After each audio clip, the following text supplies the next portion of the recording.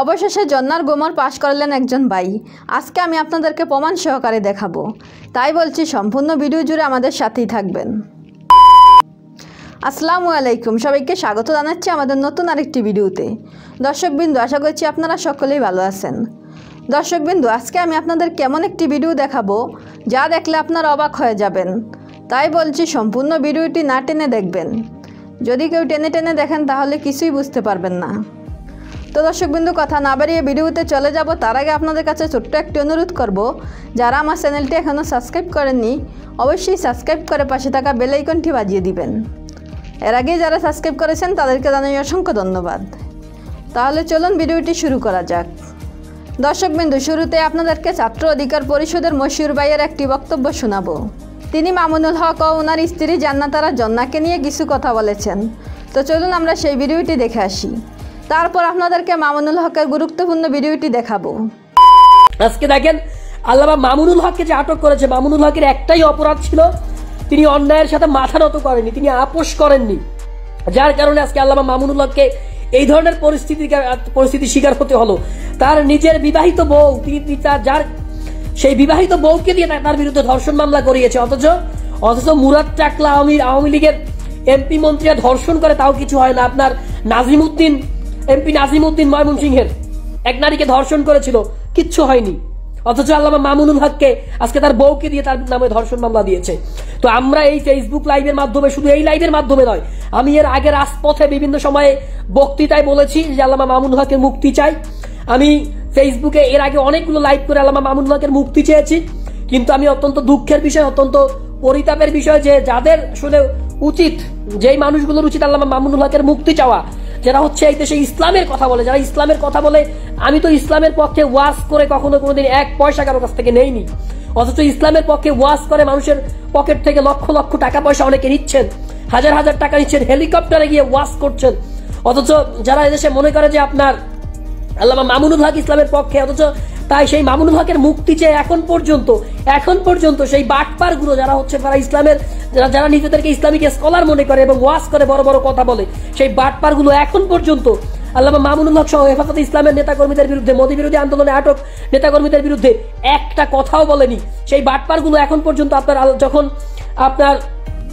আমাদের সকলের প্রিয় শ্রদ্ধাভাজন, আস্থাভাজন এবং প্রিয় মানুষ মিজানুর রহমান আজহারীকে যখন দেশ ত্যাগ করতে, আওয়ামী ফ্যাসিবাদী সরকার যখন দেশ ত্যাগ করতে বাধ্য করেছিল, সেই সময়েও এই আলেম সমাজ আপনার আজহারী হুজুরের পক্ষে, মিজানুর রহমান আজহারী হুজুরের পক্ষে দাঁড়ায়নি।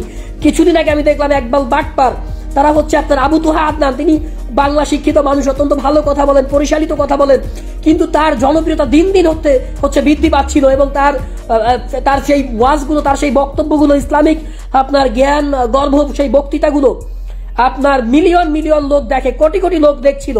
তো সেই ব্যাপারে ঈর্ষান্বিত হয়ে একদল বাটপার আপনার আবু তোহা আদনানেরও সমালোচনা করা শুরু করে দিয়েছে।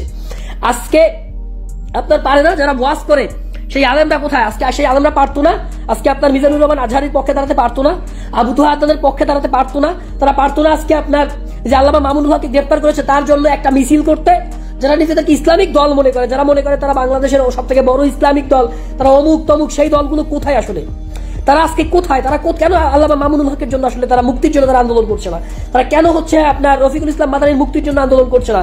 কেন আপনার আমির হামজা হুজুরের মুক্তির জন্য তারা আন্দোলন করছে না? তারা কেন হচ্ছে আপনার হেফাজতে ইসলামের যে শত শত নেতাকর্মী আটক রয়েছেন তাদের মুক্তির জন্য আন্দোলন করছে না?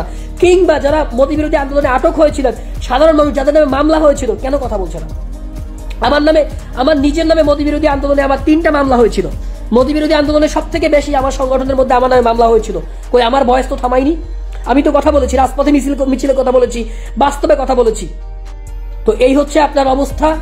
তো এ দেশবাসীকে বলবো, আপনারা চিনে নিবেন যে কিছু কিছু বাটপার আবার দেখবেন যখন হচ্ছে আপনার অনেকে আমাদের বিরুদ্ধে, বিপিনুরের বিরুদ্ধে, আমাদের বিরুদ্ধে আপনার কথা বলে, অনেকে দেখেছি আপনার ওয়াজ করতে এসে অনেক বক্তা জীবনে কোনোদিন আপনার সাধারণ মানুষের পক্ষে, তারা এদেশের এত মানে মুসলমানদেরকে, আপনার ইসলামিক স্কলারদেরকে এত নির্যাতন করে, তখন তাদের মুখে কুলু পেটে থাকে, কোনো কথা বলে না, চুপ। কিন্তু আপনার ভিপিনুর স্লিপ অফ টাং করে কি ভুল বললো, আমরা কি ভুল বললাম, আমাদের বিরুদ্ধে কথা বলে, আমাদের বিরুদ্ধে ভিডিও বানিয়ে বুস্ট করে। তো সবাইকে বলবো, আপনারা সবাই এদেশের আলেম সমাজ, নিরপরাধ আলেম সমাজের মুক্তির ব্যাপারে কথা বলেন। এদেশের আপনারা যারা নিজেদেরকে হচ্ছে ইসলামিক স্কলার দাবি করেন তারা সবাইকে বলবো ঐক্যবদ্ধ থাকেন, ঐক্যবদ্ধ হন, অন্যথায় আসলে আপনারা এই আওয়ামী ফ্যাসিবাদী শক্তির হাত থেকে আসলে রক্ষা পাবেন না। আগে যখন ছোটবেলায় মাহফিল হতো, হুজুররা ইচ্ছা করলে আপনার আলেম সমাজ মাহফিলে তাদের মন মতো স্বাধীনভাবে ওয়াজ করতে পারতো, কথা বলতে পারতো।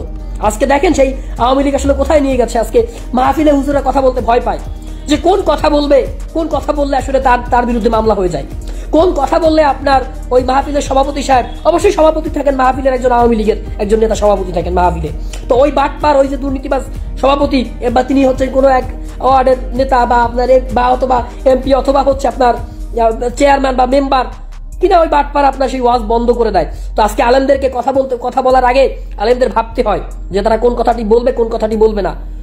তাদের কাছে সত্য প্রকাশ করতে আজকে বাধা দেওয়া হচ্ছে, সত্য প্রকাশ করতে তারা ভয় পায়। তো এইভাবে আসলে ইসলামের মুক্তি হয় না, ইসলামের মুক্তি আসে না। তো সবাইকে বলবো, দেশবাসীর উদ্দেশ্যে করে বলতে চাই, আপনারা সবাই আপনার মোদী বিরোধী আন্দোলনে আটক সকল আলেম সমাজ, আল্লামা মামুনুল হক, আমির হামজা হুজুর, রফিকুল ইসলাম মাদানী, আপনার পরবর্তীতে কাজী ইব্রাহিম সহ আটক সমস্ত ছাত্র নেতাদেরকে এবং হচ্ছে আপনার আলেম সমাজদেরকে মুক্তির জন্য আপনারা দাবি তুলুন। তো আপনাদের সকলকে স্বাগতম জানিয়ে, আপনাদের সকলকে ধন্যবাদ জানিয়ে এবং এই ফেসবুক লাইভটিকে শেয়ার করে দেওয়ার অনুরোধ জানিয়ে আমি আজকের মতো ফেসবুক লাইভটি এখানে শেষ করছি। আবারও বলছি, আল্লামা রফিকুল ইসলাম মাদানী, আমির হামজা হুজুর, আল্লামা মামুনুল হক, মুফতি কাজী ইব্রাহিম, আপনার মোদী বিরোধী আন্দোলনে আটক ছাত্রনেতা রবিউল, সজল, আলামিন আতিয়া সহ মোদী বিরোধী আন্দোলনে আটক সবার মুক্তি দাবি করছি। দেখা হবে রাজপথে, কথা হবে স্লোগানে, জনতার অধিকার আমাদের অঙ্গীকার। আসসালামু আলাইকুম ওয়া রাহমাতুল্লাহ। দর্শকবৃন্দ, আশা করছি আপনারা সম্পূর্ণ ভিডিওটি দেখেছেন এবং মশিউর ভাই কী বলেছেন তাও বুঝতে পেরেছেন। তো এই ভিডিও সম্পর্কে আপনাদের যদি কোনো মতামত থাকে অবশ্যই কমেন্ট করে জানাবেন। দর্শকবৃন্দ, এখন আমি আপনাদেরকে যে ভিডিওটি দেখাবো সেটি হলো বিপিনুরের দলের একজন প্রবীণ নেতা মামুনুল হককে নিয়ে কিছু কথা বলেছেন। তো চলুন আমরা সেই ভিডিওটি দেখে আসি। তাকে দিয়ে জনগণ উৎসাহিত হবে। দর্শকবৃন্দ, আশা করছি আপনারা সম্পূর্ণ ভিডিওটি মনোযোগ দিয়ে দেখেছেন এবং তিনি কি বলেছেন তাও বুঝতে পেরেছেন। আর আপনাদেরকে উদ্দেশ্য করে কিছু কথা বলবো। আমরা যেহেতু মুসলমান, ইসলাম হচ্ছে শান্তির ধর্ম, তাই আমরা কারো কথা শুনে কোনো প্রকার দাঙ্গা হাঙ্গামা করব না। কারণ বিভিন্ন রাজনৈতিক নেতারা অনেক সময় কথার প্রসঙ্গে অনেক কথা বলে থাকেন, এটা শুধু তাদের নিজস্ব মতামত। তো এই ভিডিও সম্পর্কে আপনাদের যদি কোনো মতামত থাকে অবশ্যই কমেন্ট করে জানাবেন। দেখা হবে পরবর্তী কোনো ভিডিওতে। সে পর্যন্ত সবাই ভালো থাকবেন, সুস্থ থাকবেন। আসসালামু আলাইকুম।